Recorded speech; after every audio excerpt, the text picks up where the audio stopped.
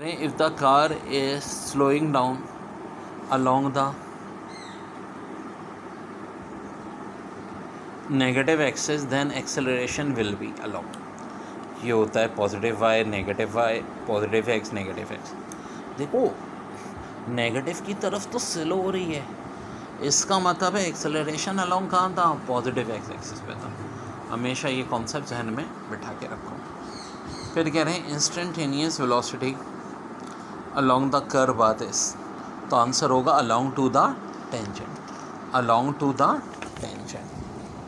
फिर एक और बड़ी अच्छी एमसीक्यूज़ हैं. इन परफेक्ट इलास्टिक कोलिजन क्या क्या चीज़ कंजर्व होती है? मोमेंटम भी होता है, काइनेटिक एनर्जी भी होती है और टोटल एनर्जी भी होती है. सारी की सारी चीज़ें क्या होती हैं, कंजर्व होती हैं, कंजर्व होती हैं. फिर कह रहे हैं जो डिस्प्लेसमेंट और टाइम का जो ग्राफ होता है, बेसिकली वो क्या होता है, velocity by displacement upon time क्या होता है, वेलोसिटी. ऐसे बनेगा इसका ग्राफ. टाइम होगा एक्स एक्सिस पे, डिस्प्लेसमेंट होगा Y axis. Range of projectile on horizontal place is same for that. तो देखो ये तब सेम होता है जब एंगल का सम 90 हो, तब रेंज सेम होती है, यानी कॉम्प्लीमेंट्री. तो सिर्फ इन ऑप्शन में 75 और 15 है. The product of force and time is equal to, तो भाई इसको कहते हैं चेंज इन मोमेंटम. फिर कह रहे हैं at what point during projectile is vertical component of velocity zero. तो भाई देखो वर्टिकल कंपोनेंट कब ज़ीरो होता है, ये हाईएस्ट पॉइंट पे. ठीक है, वर्टिकल कंपोनेंट क्या हो जाता है, ज़ीरो हो जाता है. इसके बाद कह रहे हैं relationship between radian and degree. तो देखो 1 रेडियन बराबर होता है 57.3 डिग्री के. फिर कह रहे हैं in case of centripetal acceleration value of instantaneous acceleration. अब इससे आसान एमसी किस क्या होगी, आंसर होगा V square upon R, V square upon R. Figure wavelength की, तो देखो इसमें वेवलेंथ पूछी है इस फिगर में. यार ये ना मैक्सिमम ये होता है क्रस्ट, हाफ जो ये ऊपर का होता है, फिर ये ट्रफ, फिर ये क्रस्ट. वेवलेंथ को या तो एक क्रस्ट से क्रस्ट का डिस्टेंस या ट्रफ से ट्रफ का. ये हम कह लेंगे कि ये जो देखो पूरा जो एक कंप्लीट हुआ है ना, ये एक वेवलेंथ है. फिर ये जो आ गई ये 2 वेवलेंथ है. अगर 2 वेवलेंथ 2 मीटर के बराबर है तो एक वेवलेंथ कितने के बराबर होगी यार, सिंपल सी बात है 1 मीटर हो जाएगा आंसर. फिर कह रहे हैं with increase in pressure speed of sound will remain constant. Pressure से तो कांस्टेंट रहती है ना, टेम्परेचर से चेंज होती है भाई. फिर कह रहे हैं in transverse wave the portion above the main level is called wave crust. ये बताया था ना, ये वाला क्या कहलाएगा, वेव क्रस्ट. नीचे वाला वेव ट्रफ, तो आंसर हो जाएगा वेव क्रस्ट. फिर कह रहे हैं the maximum displacement of a particle of medium either side of mean position of wave is called. किसकी डेफिनेशन है भाई ये, एम्पलीट्यूड की. आंसर हो जाएगा. कह रहे हैं electric motor turns eight 400 revolution पर minute, it's angular velocity in radian पर सेकेंड विल बी. पूछ रहे हैं 400 रेवोल्यूशन पर मिनट है, तो भाई से अगर रेडियन पर सेकेंड में कन्वर्ट करना है तो 400 को मल्टीप्लाई करेंगे 2 पाई से, और मिनट को सेकेंड में करना है तो 60 से डिवाइड करेंगे. ये 0 0 कैंसिल, 2 भी 6 से कटेगा, 40/3 pi is your correct answer. Very very important बच्चों. फिर कह रहे हैं a disc, a hoop, an sphere following down from an incline plane, which object will reach at bottom fast. तो भाई स्पेयर होगा, और किस वजह से, इनर्शिया की वजह से. ठीक है जी.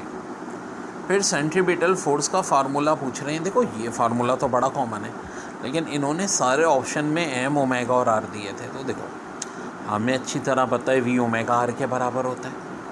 ओमेगा स्क्वायर की जगह ओमेगा, वी की जगह ओमेगा अपॉन आर का स्क्वायर. अब देखो ये आर आर कट जाएगा, ये हो जाएगा एम ओमेगा स्क्वायर और आर, यही correct answer. In parallel combination of two capacitor the equivalent capacity. तो पैरेलल में तो बड़ा आसान है, दोनों का सम ले लो C1 + C2। फिर कह रहे हैं ऐसा यूनिट ऑफ कैपेसिटर फेराड होता है। 1 किलोवाट आवर कितने जूल्स के बराबर होता है? क्लास में मैंने कहा था ज़रूर आएगा, 3.6 × 10⁻⁶ जूल। वोल्ट इंटू एम्पेयर किसका यूनिट होता है? पावर का होता है। फिर बात हो रही है if the length of wire becomes 2 times to its original value and area become half to its original value then resistance of the wire. देखो बेटा, लेंथ डबल हो गई, एरिया हाफ हो गया, ठीक है। तो होता क्या है कि एरिया खुद डायरेक्टली प्रोपोर्शनल होता है रेडियस के स्क्वायर के।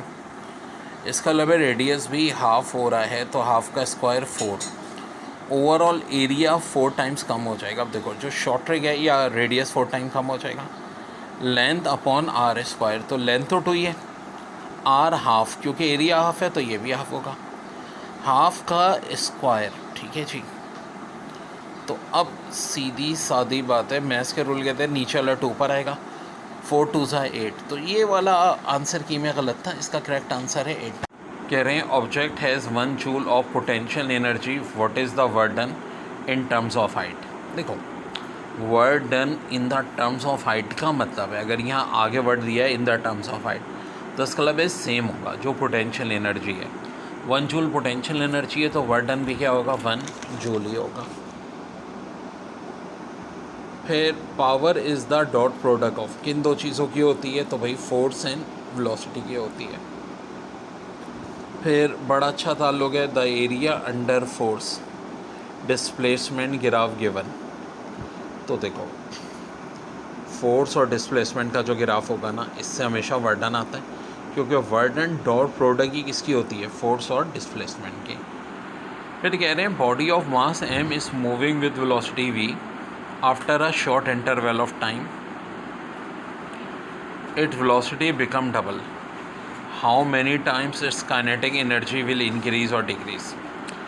बेटा, अगर वेलोसिटी डबल हो जाए तो ये फार्मूला होता है, 2 का स्क्वायर क्या होता है? 4, और इंक्रीज़ होगी ऑफ कोर्स, तो आंसर होगा 4 time increase. Time taken for half the number of atom of radio active isotope to decay is called. MCQs आई थी हाफ लाइफ। देखो क्या मतलब हुआ कि जैसा कि 32 ग्राम से 16 ग्राम हाफ हो गया, कितने दिन में हुआ? फ़र्ज़ करो 15 दिन में हुआ, फिर अगले 15 दिन में 8 ग्राम हुआ, फिर अगले 15 दिन में 4 ग्राम, फिर अगले 15 दिन में, तो इसका मतलब हाफ लाइफ कितनी हो गई? 15 दिन। एक और बड़ा अच्छा क्वेश्चन है, 32 gram radio active element decay and remains 2 gram after 60 days, what is the half life of this radio active element? मेरे भाई 32 ग्राम था इनिशियली, ठीक है। कह रहे हैं 2 ग्राम जो है रह गया 60 डेज़ के बाद, तो इसकी हाफ लाइफ क्या होगी? यार देखो, बड़ी अच्छी टेक्निकल बात 32 से 16 आधा हुआ, ये फर्स्ट हाफ लाइफ। 16 से 8 मज़ीद आधा हुआ, सेकेंड हाफ लाइफ। 8 से 4 हुआ, थर्ड हाफ लाइफ। 4 से 2 हुआ, फोर्थ हाफ लाइफ। कितनी हाफ लाइफ हो गई भाई? 4 हाफ लाइफ हो गई। अब ज़रा ध्यान से देख लो यार, 4 हाफ लाइफ हुई, नंबर ऑफ हाफ लाइफ 4, आपको डेज कितने दिए हैं? 60 डेज़। अब हाफ लाइफ निकालनी है ना, एक मेरी मैजिकल ट्रिक याद रखो, टाइम को क्या करो, नंबर ऑफ हाफ लाइफ से डिवाइड कर दो। 60/4 कितना होता है? 15, तो 15 हो जाएगी इसकी हाफ लाइफ। वेल देखो, चेक भी कर लें, 15 दिन बाद इतना, 15 और 15 30 दिन बाद इतना, 30 और 15 45 दिन बाद, और 45 और 15 60 दिन बाद 2। देखो, आइसोकोरिक प्रोसेस में क्या चीज़ कांस्टेंट होती है? वॉल्यूम। इसी तरह आइसोबैरिक में प्रेशर, आइसोथर्मल में temperature. 42 joules heat is transferred to the system during the expansion. What is the change in internal energy when work done is 32 joules? भाई वर्क डन 32 joules है, तो देखो E बराबर होता है Q - W के। अब Q आपका 42 है, 32 आंसर 10 joules आ जाएगा। फिर कह रहे हैं first law of thermodynamics is generalising the law of, तो ऑफ कोर्स ये क्या होता है? कंजर्वेशन ऑफ एनर्जी होता है। ये बड़ी अच्छी MCQs है। while stating charging and discharging of a capacitor RC, resistance into capacitance is known as dash constant. देखिए रेजिस्टेंस खुद बराबर होती है वोल्टेज अपॉन करंट के, और कैपेसिटेंस होता है Q, चार्ज अपॉन वोल्टेज। अब देखो होगा क्या कि RC करना है, V अपॉन I को मल्टीप्लाई कर दो Q अपॉन V से, V तो लड़के मर जाएंगे, Q अपॉन I। तो देखो Q अगर IT के बराबर होता है तो बता सकते हो कि Q अपॉन I किसके बराबर होगा, ठीक है भाई, इधर डिवाइड है उधर जाके मल्टीप्लाई हो जाएगा। तो कौन सा कांस्टेंट हो गया, टाइम कांस्टेंट। तो इसका करेक्ट आंसर है time constant, time constant. When charge particle enter the magnetic field parallel it will move. तो आंसर होगा straight. The dimension of magnetic field strength is same that as of. तो answer हो जाएगा magnetic induction. फिर है the weber is the unit of measure of. Weber है, ठीक है, ये तो ये मैग्नेटिक फ्लक्स होता है। Lenz law is also known as law of conservation of energy. फिर Fleming right hand rule the second finger. देखो फर्स्ट फिंगर जो है वो तो मैग्नेटिक फील्ड को जाहिर करती है, सेकेंड फिंगर इंडक्टेड करंट को। एक current generator is device that converts mechanical energy into electric energy, device that convert AC to DC। अब देखो फ़र्क है, एक है इसका प्रोसेस, एक है डिवाइस। AC को DC में कन्वर्ट करने की डिवाइस डायोड है, और जो प्रोसेस है वो कहलाता है rectification.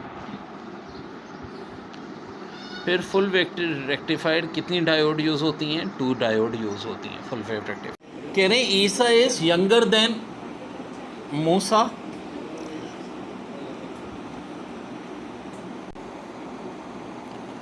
X equal to twice the Isa age, Y equal to Musa age.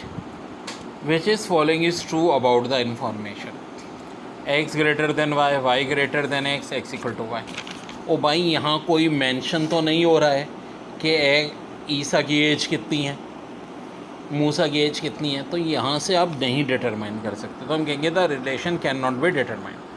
फिर ये एक सीक्वेंस दिया था, देखो ये बस D का हल्का सा हिस्सा है, फिर यहाँ लगी, फिर नीचे वाले पे लगी, फिर ऊपर वाला पूरा D बन गया। अब क्या होगा, ये सारे ऑप्शन दिए हैं तो ऑफ कोर्स D ही बन जाएगा नीचे वाला भी, ठीक है।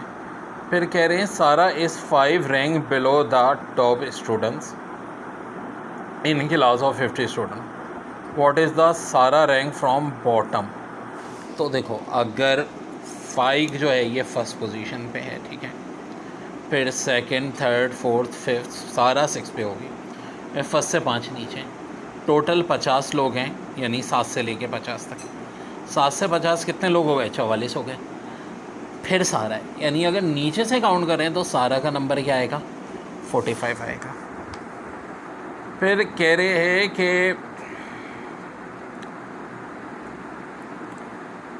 ए ब्लू इज़ कॉल्ड रेड, ठीक है, red is called green, green is called white, white is called red, red is called yellow. तो मिल्क का कलर क्या होगा, तो देखो मिल्क का कलर तो वाइट होता है, और वाइट को हम यहाँ क्या कह रहे हैं, रेड कह रहे हैं, तो आंसर है